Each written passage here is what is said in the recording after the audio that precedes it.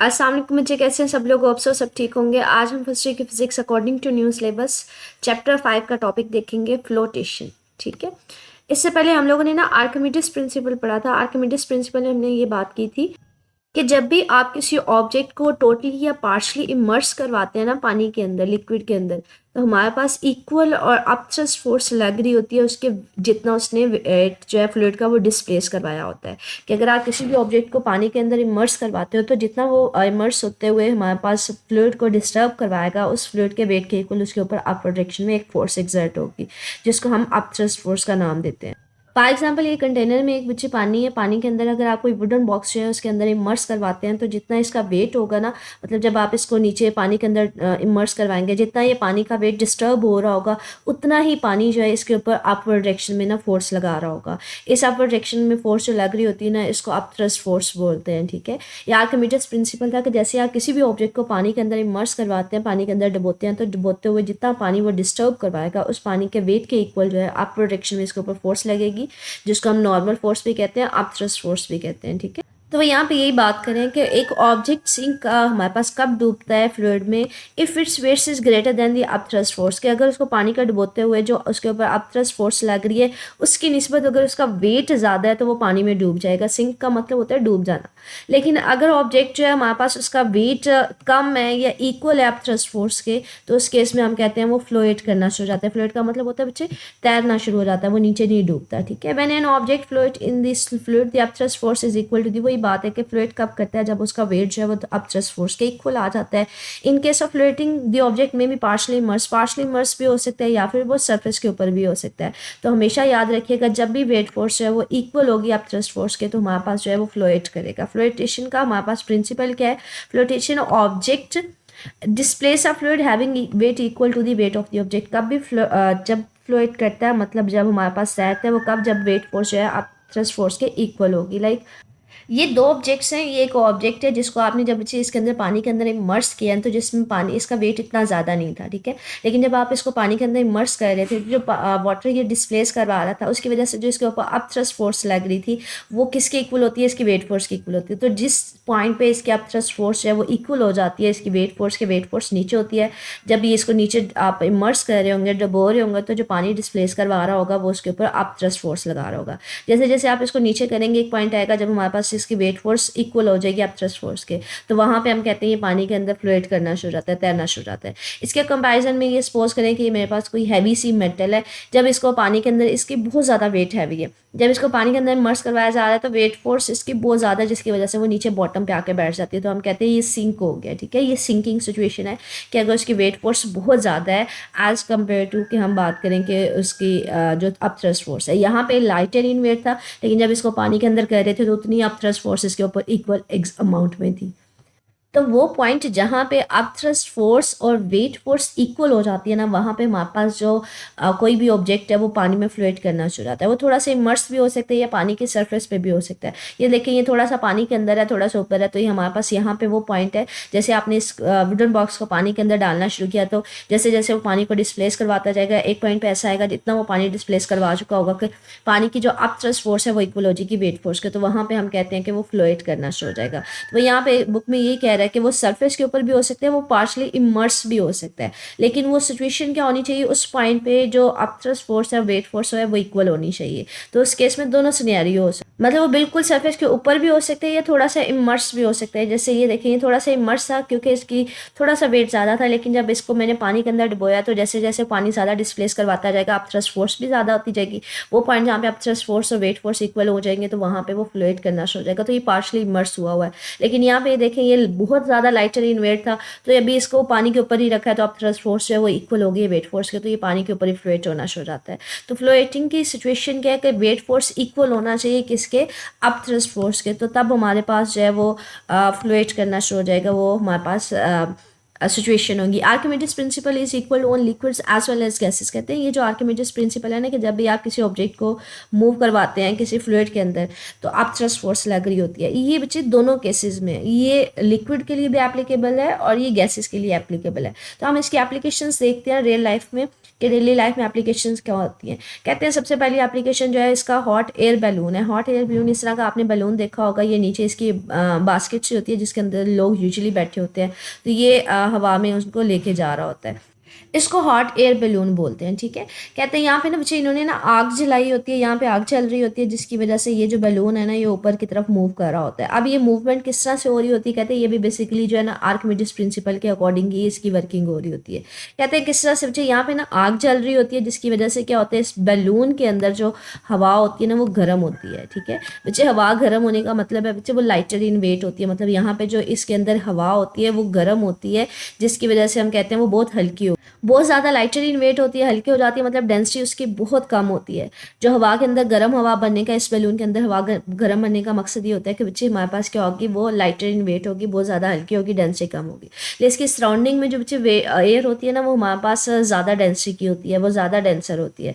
तो जिसकी वजह से इसका वेट जो है, इसको गर्म हवा भरने का मकसद ये होता है कि इसका वेट बहुत कम हो बैलून का। जब इसका वेट बहुत कम होता है तो लेकिन जो कंपैरेटिवली सराउंडिंग की एयर होती है इसके ऊपर ज़्यादा थ्रस्ट फोर्स लगा रही होती है, ठीक है। तो अब थ्रस्ट फोर्स क्योंकि जब बच्चे इसका साइज ज़्यादा होने की वजह से ना ज़्यादा एयर को डिस्टर्ब कर रहा होता है, ज़्यादा मीडियम को डिस्टर्ब करवा रहा होता है, तो जितना डिस्टर्ब करवाएगा उतनी अब थ्रस्ट फोर्स ज़्यादा लगेगी। लेकिन इसका वेट फोर्स कम होता है अब थ्रस्ट फोर्स ज़्यादा होने की वजह से, इसलिए हम कहते हैं ये ऊपर की तरफ मूव करता रहता है। तो when the thrust force of the air is more, बच्चे जब ये इसका वॉल्यूम ज़्यादा है, मास कम है, तो ज़्यादा कह लें कि मीडियम को ज़्यादा एयर को डिस्टर्ब करवा रहा है, जितना डिस्टर्ब करवाएगा उसके वेट के इक्वल इसके ऊपर आप थ्रस्ट फोर्स लगेगी। तो आप थ्रस्ट फोर्स ज़्यादा होती है, इसका वेट कम होता है, इसलिए ये अपवर्ड डायरेक्शन में राइज करता जाता है, ठीक है।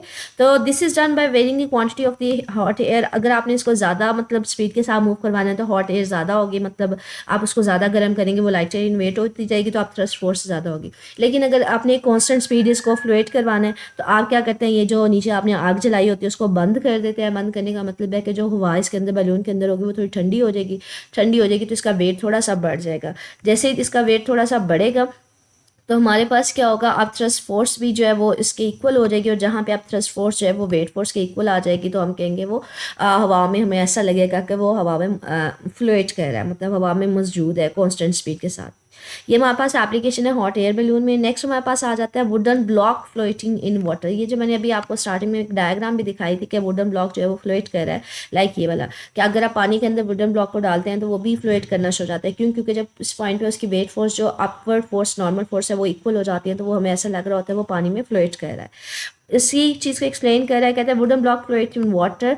क्यों? Because the weight of equal amount of water is greater than the weight of the block, कि उसके ऊपर जो आप थ्रस्ट फोर्स लग रही होती है वो इक्वल हो जाती है जब उसके वेट के, तो हमारे पास आर्किमिडीज प्रिंसिपल कहता है कि वो फ्लोट करना शुरू हो जाएगा, ठीक है। क्योंकि वो उतना ही को अगर वो डिस्प्लेस करवा रहे हैं तो उस वॉल्यूम के इक्वल जो है वाटर उसके ऊपर आप थ्रस्ट फोर्स लगाएंगे, और जिस पॉइंट पे उसके वेट फोर्स के इक्वल आ जाएगा तो हम कहेंगे वो हमारे पास फ्लोट करना शुरू हो जाएगा। लाइक हमारे पास ये वुडन बॉक्स को एक्सप्लेन किया हुआ है कि जब इसको पानी में डुबोते हैं तो इसका वेट ज़्यादा होता है, लेकिन जैसे आप इसको थोड़ा सा पानी के अंदर इमर्स करेंगे तो जो ज़्यादा पानी को डिस्प्लेस करवाएगा, तो जिसकी वजह से आप थ्रस्ट फोर्स बढ़ती जाएगी। एक पॉइंट ऐसा आएगा कि आप थ्रस्ट फोर्स और वेट फोर्स इक्वल आ जाएगी, तो वहाँ पे फ्लोट करना शुरू हो जाएगा। तो लेकिन ये थोड़ा सा ना बच्चे पार्शली इमर्स हुआ होता है, तो यहाँ पे ये कहते हैं ये पार्शली जो है इमर्स हुआ होगा, पार्शली। आगे कभी कभी कंप्लीटली भी होता है अगर बहुत ज़्यादा लाइट हाई हैवियर इन वेट ले लेते हैं, ठीक है। आगे कहते हैं शिप्स एंड बोट्स के, ये जो हमारे पास पानी के अंदर ये जो कश्तियाँ वगैरह चल रही होती हैं, ये वाली शिप्स वगैरह, ये क्यों मतलब फ्लोट कर रही होती है, पानी के ऊपर किस तरह से चल रही होती है। कहते हैं इनका भी प्रिंसिपल वही है, फ्लोटेशन का प्रिंसिपल ही है। कहते हैं इनमें ना हमने रेंज सेट की होती है कि अगर ये मतलब छोटी कश्ती है तो इसमें एट अ टाइम 2 से ज़्यादा सवार नहीं बैठने चाहिए, 4 से ज़्यादा लोग नहीं बैठने चाहिए। ये हैवी अगर कोई बड़ी बोट है, कश्ती है, तो उसमें भी हमने ना पैसेंजर्स की एक लिमिट लगाई होती है। कहते हैं पैसेंजर्स की लिमिट क्यों लगाई होती है, क्योंकि बच्चे अगर ये मतलब फॉर एग्जांपल ये छोटी वाली बोट है तो हमारे पास इसमें अगर एट अ टाइम 2 लोग बैठ सकते हैं, तो उसके वेट को हमने बैलेंस करवाया होता है जितना ये पानी इसके ऊपर आप थ्रस्ट फोर्स लगा रहा होता है। अगर यहाँ पे पैसेंजर ज़्यादा हो जाएंगे तो वेट ज़्यादा हो जाएगा, तो ये नीचे डूब जाएगी। तो इसलिए कहते हैं ये पैसेंजर्स की इसके ऊपर लिमिट लगाई जाती है। पैसेंजर्स की या फिर जो इसके ऊपर आप चीज़ें लेके जा रहे हैं, गुड्स का मतलब है कोई चीज़ एक जगह से दूसरी जगह मूव करवानी है, तो उसके ऊपर लिमिट लगाई जाती है। क्यों? क्योंकि अगर वो ज़्यादा हो जाएंगे तो ये तो सिंक कर जाएगी, ये तो पानी में डूब जाएगी। अगर उसका वेट जो है वो ज़्यादा हो जाएगी, उस पानी ये जो पानी इसके ऊपर आप थ्रस्ट फोर्स लगा रहे हैं, तो याद रखिएगा फ्लूइड की सिचुएशन कब होती है, जब आप थ्रस्ट फोर्स और वेट फोर्स दोनों इक्वल होती है। लेकिन अगर वेट उसका नीचे ज़्यादा हो जाएगा तो ये पानी में नीचे चली जाएगी, डूब जाएगी। आगे हमारे पास इसकी एप्लीकेशन सबमरीन्स में भी होती है। कहते हैं सबमरीन जो होती है ना बच्चे, ये हमारे पास, हमें पता है ये पानी के अंदर भी हो सकती है, ये पानी के ऊपर भी हो सकती है।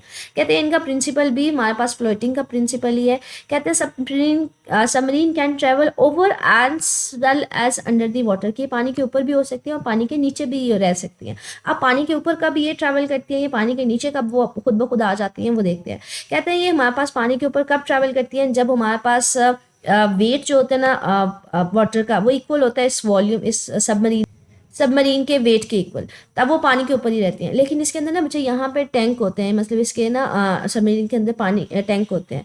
अगर वो खाली होना था, इसका वजन कम होता है, तो ये ऊपर ही होती है, मतलब आप थ्रस्ट फोर्स हमारे पास से बैलेंस करवा रही होती है। लेकिन अगर सबमरीन ने नीचे आना, वो उन पानी के टैंक्स को फिल कर लेती है, तो वही कह रहे हैं कि अगर अंडर दिस कंडीशन जो है वो ऊपर सरफेस पर रहती है, लेकिन अगर इसने नीचे आना है तो ये क्या करती है, अपने टैंक्स को फिल करवा देती है पानी के साथ। जब वो पानी के साथ फिल करवाती है तो वो हैवी इन वेट हो जाता है, वो नीचे पानी के अंदर आना शुरू हो जाती है सबमरीन, तो वो पानी के नीचे आ जाती है। लेकिन अगर इसने दोबारा वापस जाना है तो अपने जो पानी का टैंक है उनको एम्प्टी कर देती है, लाइटर इन वेट हो जाता है, आप थ्रस्ट फोर्स ज़्यादा हो जाती है तो ये ऊपर चली जाती है। तो इसकी वर्किंग किस तरह से होती है, ये ऊपर कब होगी, इसके अंदर पानी के टैंक्स होते हैं बच्चे, वो खाली होते हैं। अगर वो खाली होंगे तो इसका कम होगा वजन, तो ये पानी के सरफेस पे होगी, क्योंकि आप थ्रस्ट फोर्स ज़्यादा होगी, जब बैलेंस हो जाएगी वेट फोर्स के इक्वल तो वो ऊपर होगी। लेकिन जैसे वो पानी का टैंक फिल कर लेता है तो वो नीचे आती जाती है, क्योंकि उसका वेट ज़्यादा होती जाता है। तो वो यहाँ पे यही कह रहा है, it is similar to ship and remain partially over above the water surface. This had a system of tanks. इसमें सिस्टम ऑफ टैंक्स होते हैं जिनको आप पानी फिल कर सकते हैं या भर सकते हैं। अगर वो खाली होंगे तो वो ऊपर सरफेस के ऊपर रहेगी, लेकिन अगर वो एम्प्टी होंगे, अगर उनको फिल करेंगे तो जो हमारे पास सबमरीन का वेट है वो ज़्यादा होना शुरू हो जाएगा, वो बॉटम के ऊपर आना शुरू हो जाएगी। और जैसे ही हमारे पास उसका वेट ज़्यादा होगा आप थ्रस्ट फोर्स से, तो वो हमारे पास कह लें नीचे आ जाएगी, पानी के अंदर आ जाएगी। लेकिन अगर आप उसको दोबारा से खाली कर देते हैं तो वो दोबारा से ऊपर चली जाती है। तो यहाँ पे यही कह रहे हैं कि अगर उसने दोबारा ऊपर जाना है तो टैंक्स को एम्प्टी कर दिया जाता है।